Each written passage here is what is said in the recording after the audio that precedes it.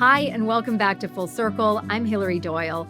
In the last 6 years alone, stablecoins have grown to more than $400 billion Canadian globally. Canada itself is running behind. And as money becomes increasingly digitized, familiar questions about sovereignty are reemerging. Are we prepared to build made in Canada solutions? Or will we once again rely on systems and infrastructure we've imported from elsewhere? For business leaders, the question is this: how do I keep my organization competitive as money becomes digital?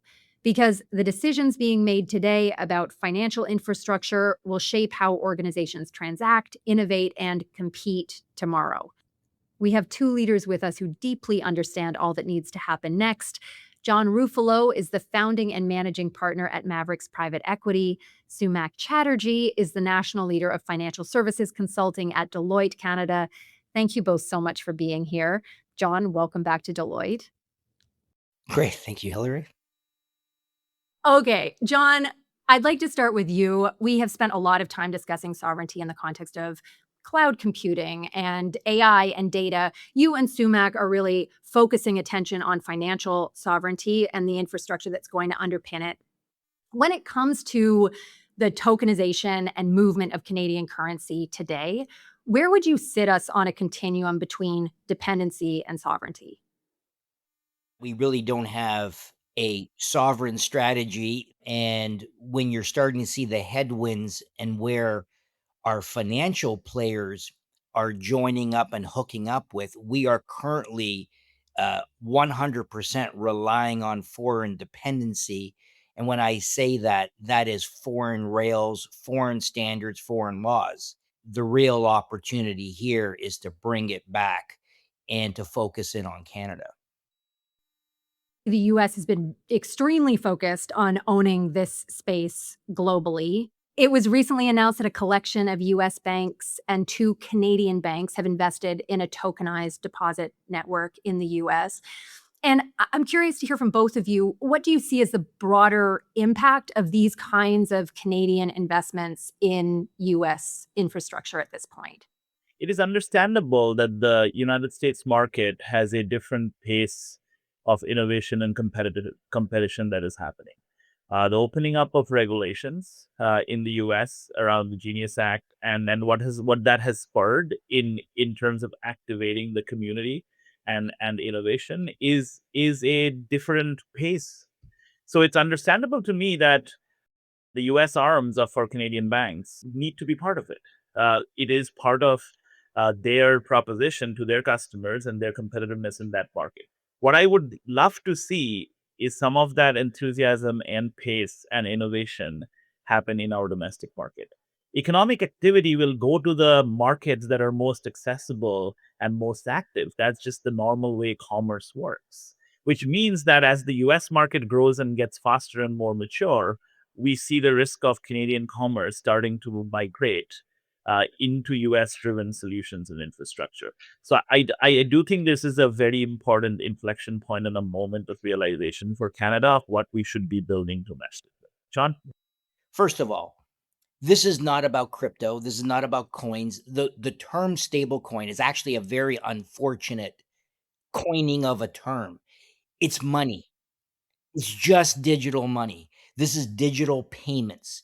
These are technological infrastructure opportunities, nothing more.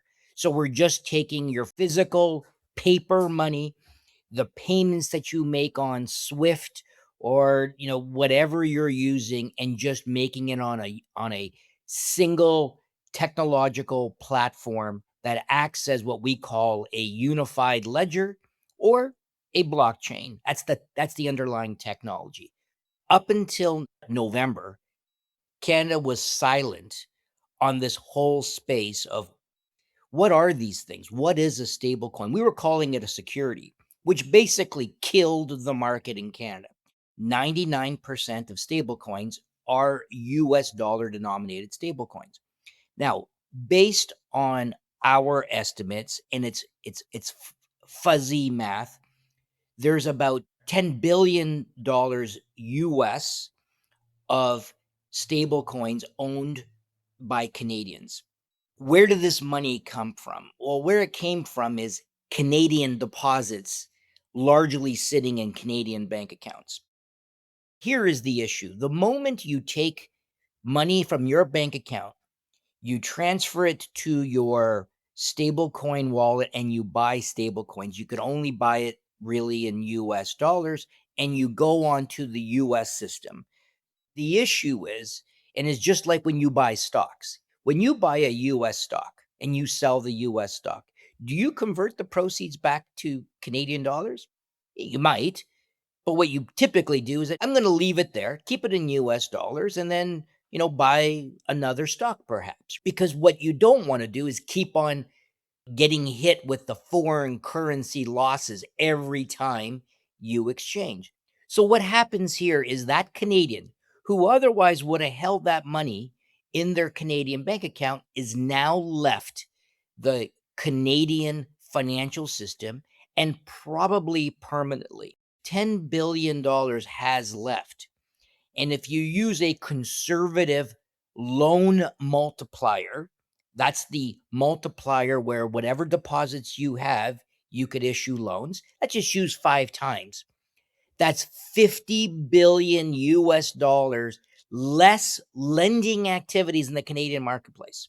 And stable coins and digital payments become more and more accepted. Do we start to see more leakage out of the Canadian system? What happens? More leakage out of the Canadian system. The Canadian Bank of Canada starts to see a decrease in the demand for Canadian dollars that's triggered by an externality. The only way to offset the decrease is you have to increase the interest rates. You increase the interest rates, what does that start to do for investment into your economy for productive things? And so now what's happening, and that's something that the Bank of Canada does not want to increase interest rates right now. We've now lost the control Canada has over the independent setting of its own financial policies. Is it an extreme scenario? A lot of things have to happen, but that's the point.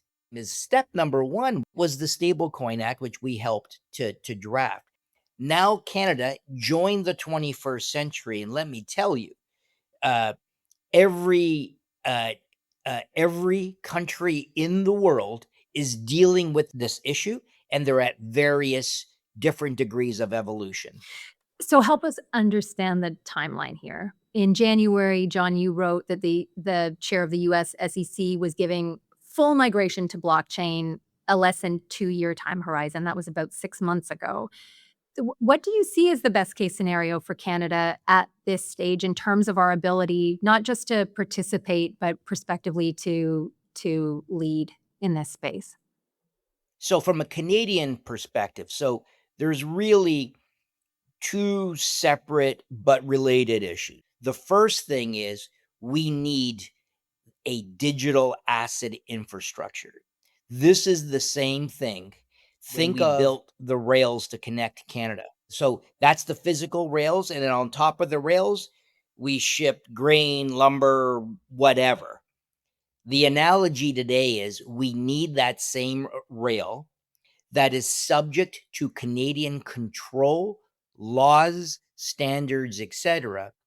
And instead of grain and lumber going across the rails, it is stablecoins, uh, tokenized deposits. It could be, the transfer and title of land, stock and securities, anything, any asset. All assets will be digitized and securitized. It's not a question of if, in my view, it's a question of when.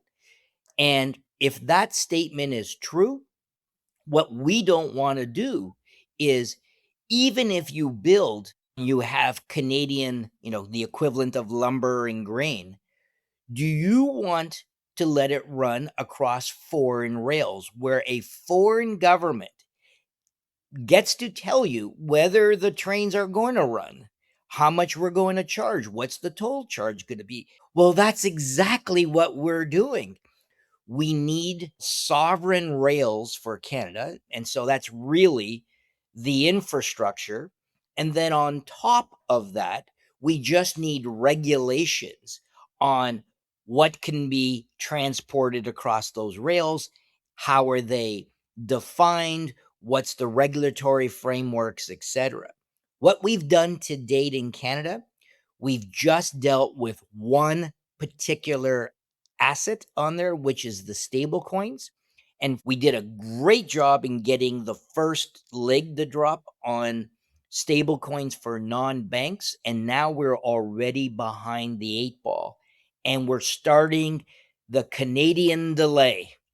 And it's because maybe people are looking at, if we do this, yeah, it's very innovative. Yeah, we catch up with the rest of the world, but man, it's going to start to hurt our current businesses. So maybe just slow the trains just a little bit so that we can just see how this plays out. How quintessentially Canadian is that? I did want to add one of the points that is also very critically important is interoperability. So by design, like embedding interoperability, because money is by nature needs to be fluid. It needs to move around not only between US Canada but globally at reduced friction. And that is where the opportunity lies. So absolutely core to have Canadian control over governance, rules, standards on how this rail functions with an equal consideration of how this rail then interplays with the global economic footprint. Sumac, that can't be more emphasized. I got to tell you, Hilary, what's really frustrating when people hear the word sovereignty, they go, "Oh my God, isolationism, protectionism." No, the whole world has laws that deal with how things are done domestically. We're in an interconnected world. Despite the global geopolitical turmoil, we are still globalized, but each country is going to have its own standards, its own interoperability, etc. And what the countries are doing right now is ensuring that no other country gets to determine how the rules work in their own country. But they're also creating standards of interoperability. And if you can't move money, you can't trade, and you have a serious threat from a sovereignty perspective and, frankly, a survivability perspective for your country. I am looking very forward to chatting about regulation with you both. But first, I want to come back to the infrastructure piece because, to use John's trademarked Canadian delay, Sumac, we understand what needs to happen, but for a country that's taken over 10 years to just introduce a real-time rail, how prepared are we actually to build this infrastructure? As John was talking about, there has been some good steps taken in the last year. The fact that now regulatory oversight of the RTR and the Retail Payments Activities Act, the RPAA, and stablecoin all is consolidated in the Bank of Canada, we think is a positive development. It allows the bank to set the conditions of trust, to do the functions that it does in terms of research analysis, convening industries, supporting standards and interoperability, helping ensure financial stability. I think it's a great first step. But this topic is far reaching, and Made in Canada solutions require regulators, the Bank of Canada, to work closely with the broader financial services participants and the technology sector. Like, we believe that the fastest path is a coordinated approach where we let industry build and operate the solution. We have the regulators set the clear, like, outcome based rules, while the bank helps align on the standards and expectations and stability. But we need ambition to have innovation. It's not that we don't have the talent or the economics or the uh, opportunity. I think it's the desire to truly lead that drives pace. That is the part that I think needs to happen collectively. We need to all think about Canada as one of the countries in the world that drives this change and hence mobilize the industry towards getting there faster. 2 days after the US released the Genius Act, I sent a note to Carney's team all the way down and said, "Oh my God, you now see what the US is really trying to do." And then they reaffirmed it in the national security strategy that they released about 6 months later. And I sent my note late July or so, thereabouts. And by November, we had the Stablecoin Act. I've never seen that. That was an unbelievable speed in addressing the issue. And so we can do it if we wanted to. And the real question is exactly what Soumak said. Do we actually try to lead the world in something, or are we just going to be following? The problem with following, you just saw what happened with a couple of banks. They're doing the right commercial thing, maybe not a great thing from a Canadian sovereignty perspective, but they're dealing with it from a US perspective. So you can't sit on your heels and just wait, because every moment you waste, that is more and more dollars moving out of the system. And what happens is you lose your sovereignty very slowly, kind of brick by brick. And then you turn around and go, oh, well, we have no chance anymore. Well, where did we see this play out? The whole AI space. Canada was first to the table, and now we basically have no leverage from a sovereignty perspective. And yet we were over 10 years ahead of the rest of the pack. It's the same sort of analogy. Where would you say we're at in terms of the evolution of decentralized finance right now? In other words, are we still in like DeFi 1.0 and all of this infrastructure that we're worrying about getting built up in the US and other places might be like the equivalent of an Ask Jeeves when it comes to DeFi at large? Well, if I use baseball as an analogy, I'd say the world's in the first inning. This is very, very early, but the United States, and I got to tell you, read the Genius Act. When you run through it, it jumps out at you what their strategy is. And the strategy is for the United States to basically control the monetary flows and making sure that, you know, not only can no one else have control over it, you know, it's really designed of, but this is a national security issue. Not only can somebody else not have control, but when you start to peek it through, but it's okay if we do, because we are the great stewards of making sure that the bad guys don't do something inappropriate. But you know, we've seen behavior. How would you like in a trade agreement to say, guys, you really are messing with us, and we're going to squeeze you here, and all of a sudden we are held captive by our own inhibition. And by the way, um, and this was true when Canada announced the Stablecoin Act. We leapfrogged that we weren't even playing baseball, and we went to batting practice like instantaneously.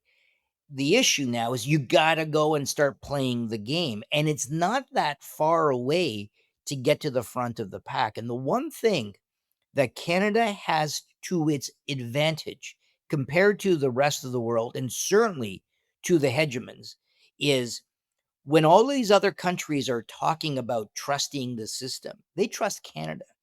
There's also an opportunity here that everything I'm talking about is, purely from a defensive perspective, that we don't lose control. Let's talk about ambition. Why doesn't Canada become at the center of trust? Why doesn't Canada become, the new Switzerland of digital assets, including all money flows? We have a great banking system. Let's use that to our advantage. So that's the great upside, but you got to move. And if you don't move, that's the issue. In Canada, the change by the incumbents usually happens for two main reasons. Either the regulatory landscape changed and the regulator ask the banks to do it or ask the financial industry to do it, or the basis of competition changed. The unique part about this is in this space, the competition is truly global. Like where we started from is deposits moving out of the Canadian banking system into US. That's a competition that is actually outside our borders, but that is so incredibly impacting our country in a very unique way. So I think the right question is this is a global movement. We will see economic activity migrate if we're not ahead of the pack and keep up in the first league. If we remain on the batting pitch and the match moves on to the second and third innings, it is going to be very difficult to like catch that train back. Like I think the nature of competition and like being in a space like payments, which is inherently global, I think that just changes the bar of urgency.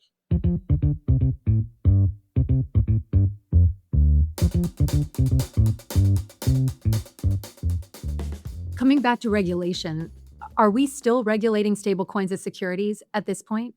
At this point, as we stand, yes, the Canadian Stablecoin Act needs to fully get acted into law. Bill C-15 has received royal assent. The work is in progress. We expect by the early half of next year is the timeline for that to change. But as we stand right now, it is still regulated under the provincial authorities, and that is, as John has had marked before, like that is one of the constraining factors, because if you're regulating an instrument of payment as a security, no one wants to pay like capital gains taxes on buying coffee, right? So I think like that is a fundamental shift. The Canadian Stablecoin Act will address it once it gets fully baked into law. What the legislation didn't do is it didn't uh, override the rule to say it is not a security either. So it still is under the purview of provincial authorities, because Canada didn't want to get into a constitutional issue of who has authority over these things. So it's still a little foggy of how exactly we're going to deal with it. But is it a step in the right direction? Absolutely, it was.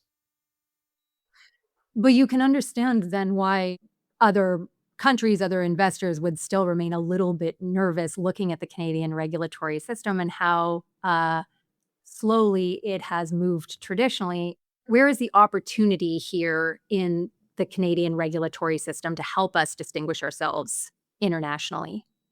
I would say harmonizing regulations for the country at the federal level. I think clarifying these uh, let's call points that make friction happen in the system. I think we need to run on a uniform regulatory standard across the country. I think that is going to create the basis for making these assets more accessible as we go ahead. I think that's probably the right start.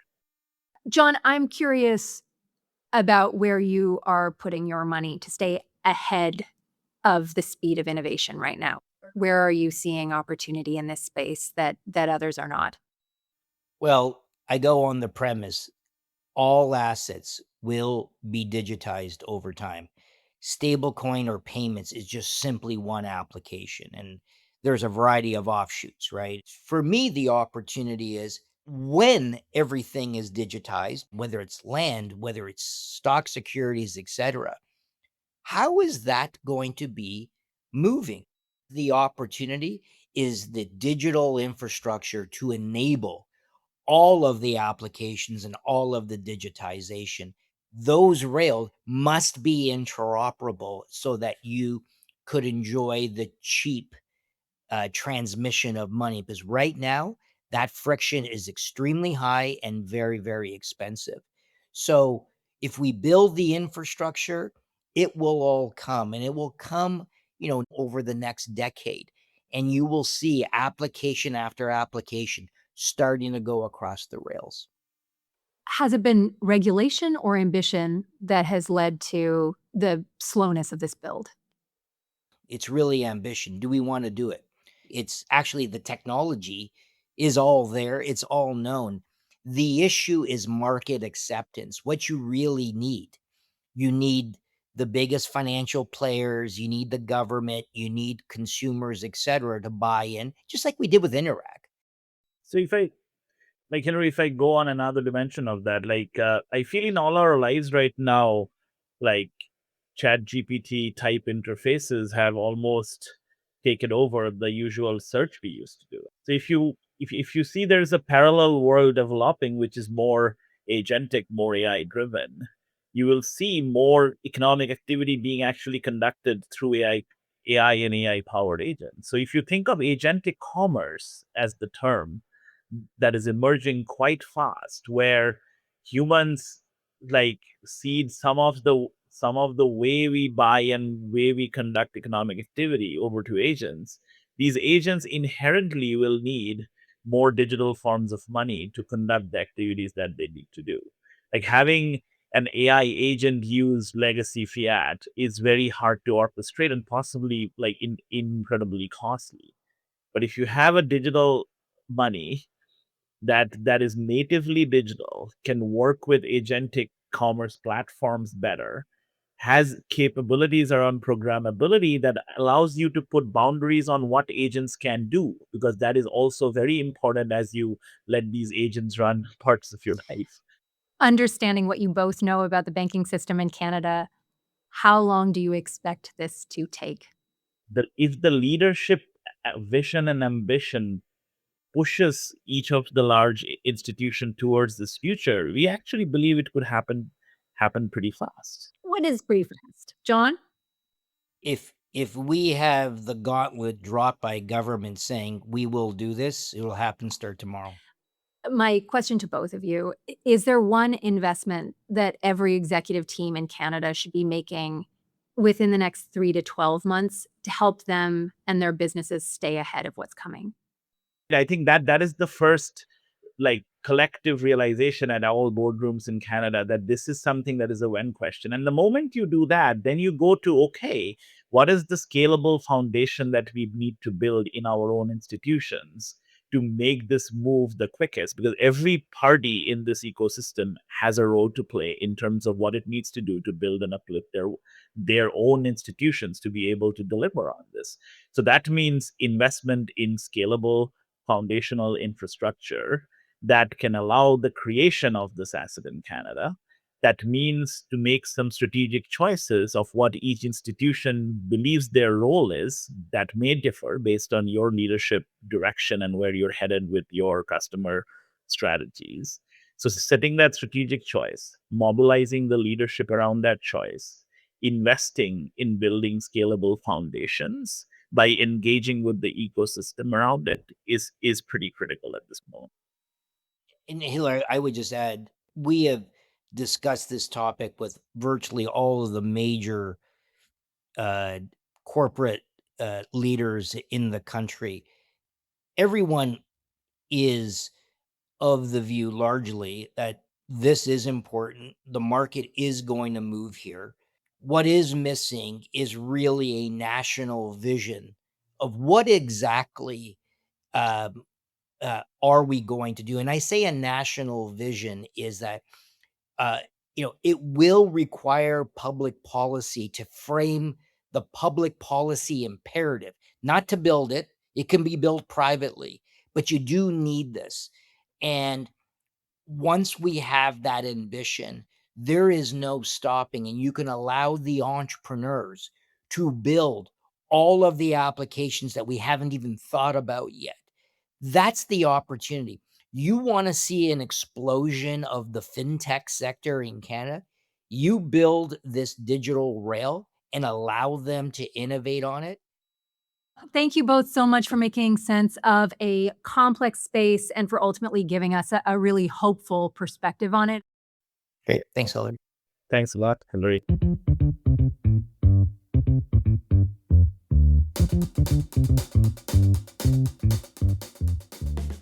Money follows the path of least resistance, and currently that path is cutting right through the United States.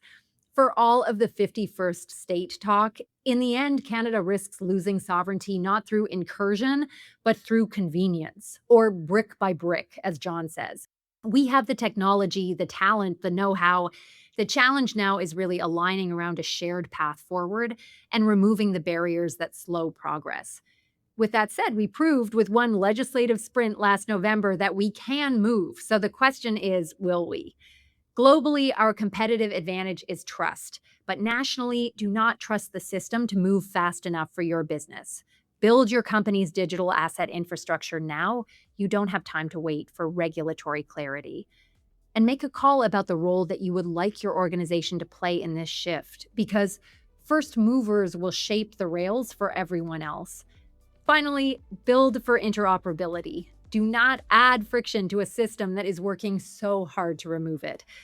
My thanks again to John Ruffolo and to Soumak Chatterjee. My thanks to you, as always, for listening. You can reach us anytime at circleback@deloitte.ca. We love to hear from you. I'm Hilary Doyle. This has been Full Circle. We'll see you next time.